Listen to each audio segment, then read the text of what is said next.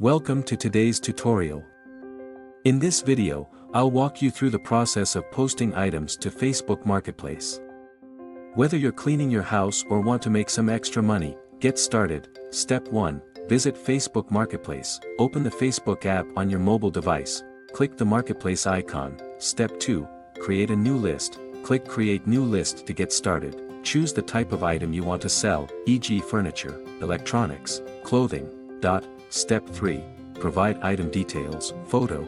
Add clear images of the product. Maximum 10 photos.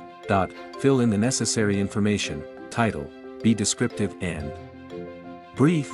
Pricing. Set a reasonable price. Description. Describes the item's condition, features, and any related details. Location. Set your location for local buyers. Step 4. Rate and post. Carefully check your listing details. Click Post to display your item on Facebook Marketplace, so you have one item displayed. Good luck! Thanks for watching the video.